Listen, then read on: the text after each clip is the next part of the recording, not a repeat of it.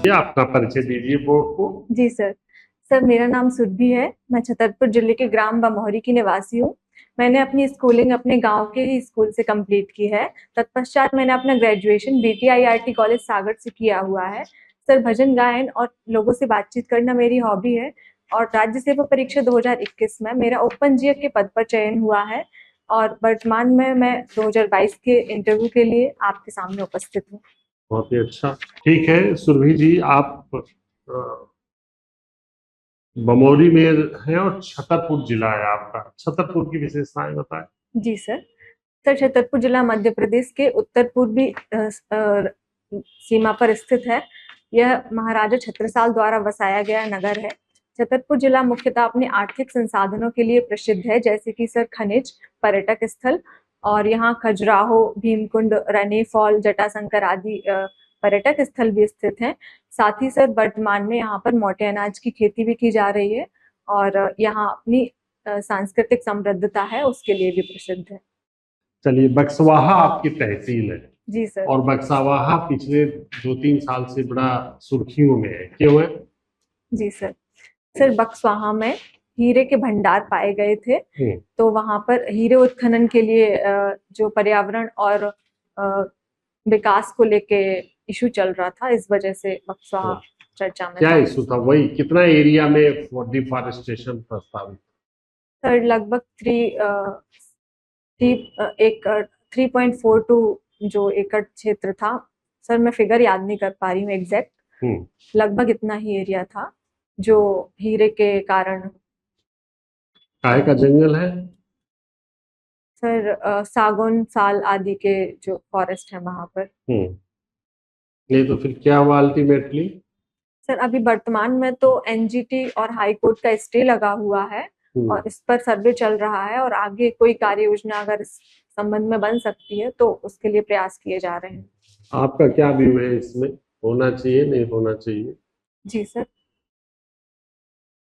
Sir चूंकि बक्सवाहा का जो एरिया है वह आर्थिक दृष्टि से भी काफी पिछड़ा हुआ है, चूंकि वहां पर बेरोजगारी भी ज्यादा है और औद्योगिक संसाधन भी कम है, इसलिए सर अगर वहां पर हीरे के खनन किए जाएंगे और उनको प्रॉपर तरीके से मैनेज किया जाए ताकि पर्यावरण भी हार्म ना हो, और जो फॉरेस्ट काटे जा रहे हैं उनको चरणबद्ध तरीके से काटे जाए, और एक बड़े एरिया में मतलब उतनी ही राजस्व भूमि पर उनको पुनः स्थापित किया जाए।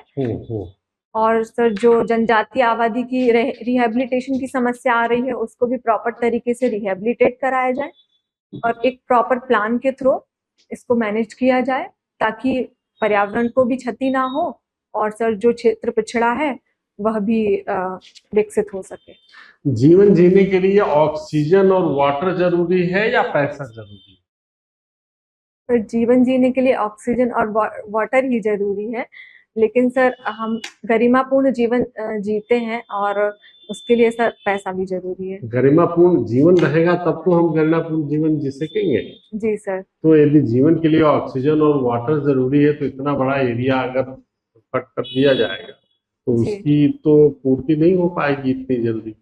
रही बात जैसे आपने कहा रोजगार का, तो रोजगार का और भी दूसरे साधन तलाशा जा सकता है। जी सर आपकी बात सही है, लेकिन सर मुझे ऐसा लगता है कि अगर इसको एक प्रॉपर प्लान के थ्रू किया जाए तो पर्यावरण को भी कम से कम क्षति हो सकती है। जैसे कि उसमें बोला गया है कि 12 साल में जो फॉरेस्ट हैं वो काटे जाएंगे, और उनको उतने ही एरिया में फिर से पुनः स्थापित किया जाए, और सारी जो जिम्मेदारी होगी वो आदित्य बिरला कंपनी है उसकी होगी कि जो पेड़ हैं उनको जब तक वो ग्रो करें तब तक काम करें। आपकी एज लगभग 30 के पास होने जा रही है।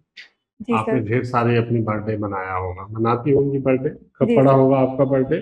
सर अभी 7 नवंबर अभी को था। परसों ही गया? जी सर। क्या किया बर्थडे में?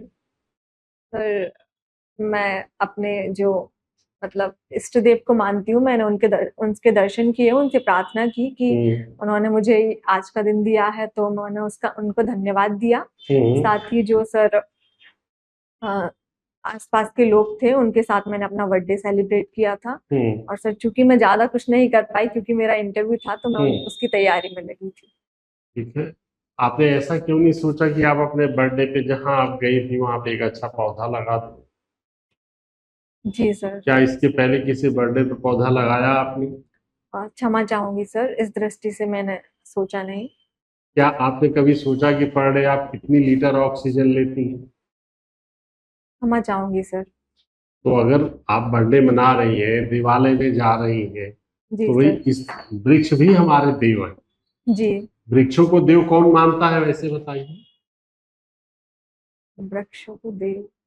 देव की संज्ञा दी गई है, देव जी सर। तुल्य माना गया जी है। सर। किन किन वृक्षों की पूजा होती है? सर पीपल, बरगद, इन वृक्षों की, हम तुलसी, हाँ, इनकी तुलसी पूजा। वृक्ष नहीं है, अभी हाँ। वृक्ष की बात कर रहे हैं। जी सर। पीपल की पूजा होती है। जी सर। आपने देखा है लोग करते हैं पूजा। जी सर। बरगद की भी करते हैं। जी बरगद की सर। पूजा कब करते हैं? सर एक छठ छठ पूजा करके एक त्योहार होता है शायद, मुझे ज्यादा जानकारी नहीं है इसके नहीं बारे करते हैं, ये में, अपने लेकिन करते हैं सर। महिलाएं करती हैं। जी सर। ठीक है। आपने ये कभी सोचा कि ये दोनों ही वृक्ष बहुत बड़े बड़े आकार के हैं, इसलिए भी इनको प्रावधानित किया गया कि ये पूजनीय है हमारे लिए? जी उसके सर। पीछे क्या भाव रहा होगा? यही भाव रहा है कि वो ऑक्सीजन सबसे ज्यादा हमें देते जी सर। हैं, इसलिए रहा है। ठीक है। तो अच्छी बात है आपका व्यू कि धीरे धीरे पर्यावरण को जी सर। बढ़ाते हुए और रोजगार को भी विचार किया जाए। जी चलिए, प्रेरणा स्रोत कौन रही है आपकी लाइफ में? सर, मेरी प्रेरणा स्रोत जो ब्रह्म कुमारी है, शिवानी दीदी, हाँ, मैं उन्हें बहुत मानती हूँ।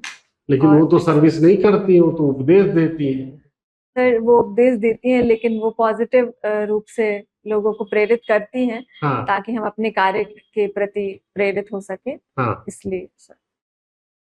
तो आप सर्विस में क्यों आई? आप बढ़िया वहां जाती, क्या बोलते हैं वो जहाँ उनका है कार्यालय। हाँ, वो आनंद कहाँ है ना, गुजरात में है।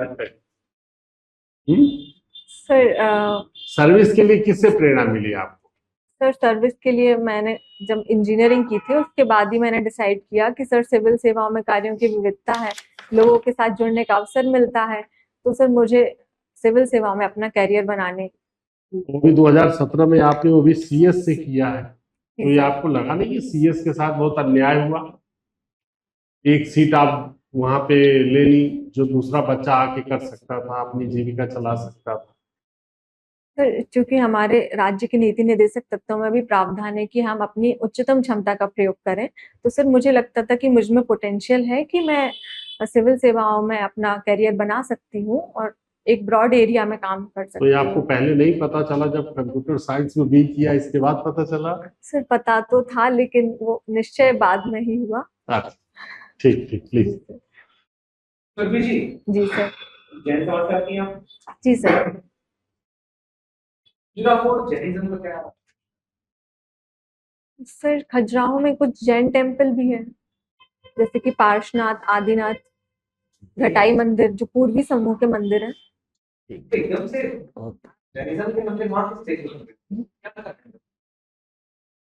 बेटी से तो चूंकि सभी धर्मों में जो चार पुरुषार्थ हैं उनको ही महत्व दिया गया है, धर्म कोई अर्थ। जैन रूलर हुए क्या? जैन रूलर, जी sir.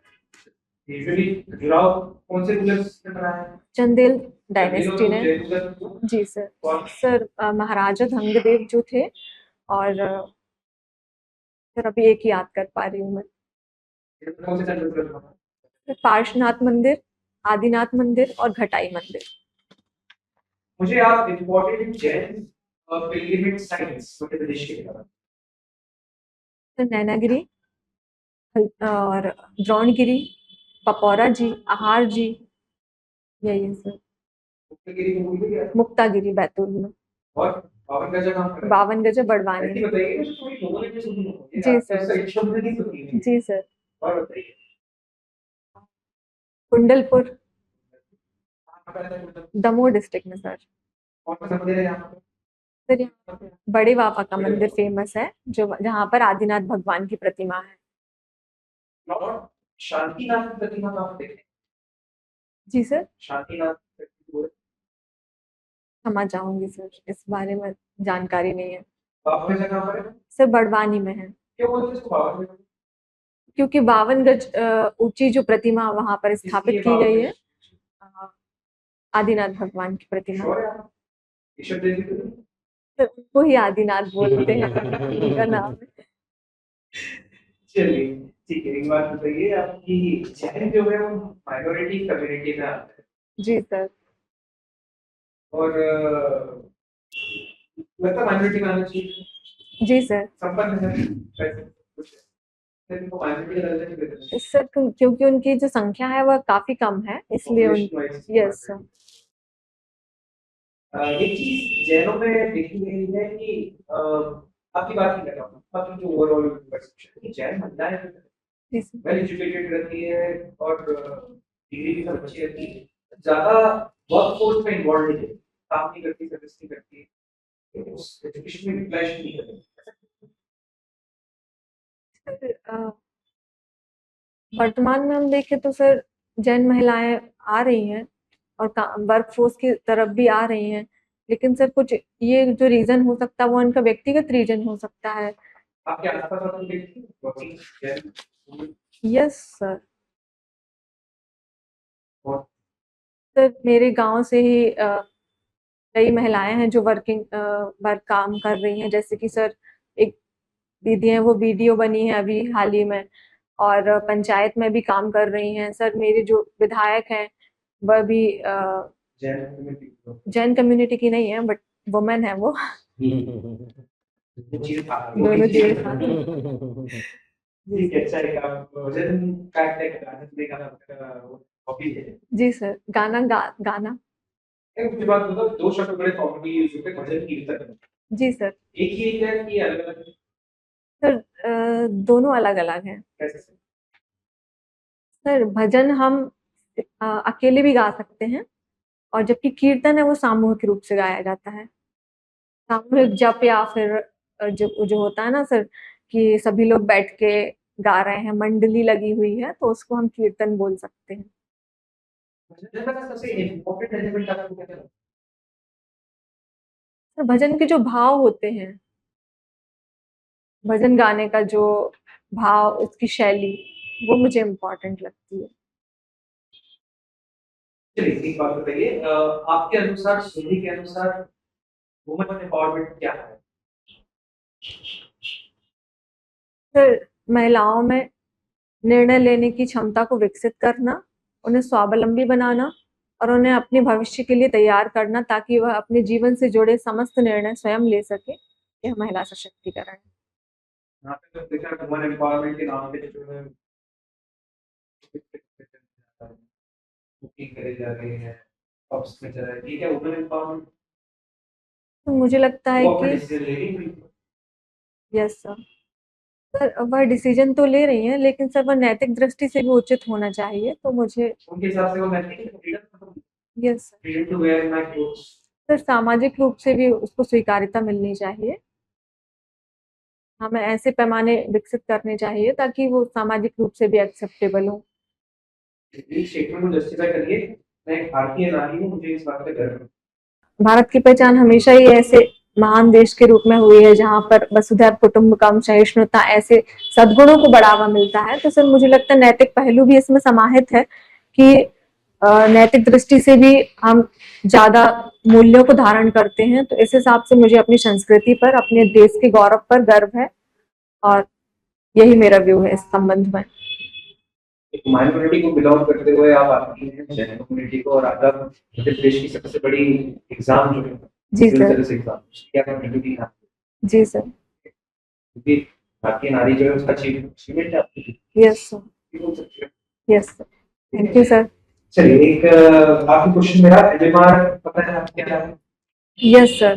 Maternal mortality rate. Yes sir. ये आपके जो ईस्टर्न डिस्ट्रिक्ट्स हैं, yes Indori, sir. Mandalabad, yes. Posting हम ऐसे एसडीएम वहां पे करते हैं, और आपको एमएमआर रेट जो है वो कंट्रोल करना है। Yes sir. ट्राइबल्स में आपका एमएमआर बहुत हाई है, कैसे करेंगे? सर सबसे पहले तो जो संस्थागत प्रसव हो रहा है महिलाओं में या नहीं हो रहा है, उसको आइडेंटिफाई करके उसकी रेट क्या है उसको बढ़ाने की कोशिश करेंगे। सेकंड सर, इस संबंध में हम जो आशा हैं, एएनएम हैं और जो स्वास्थ्य कार्यकर्ता हैं उनका सहयोग लेना सुनिश्चित करेंगे।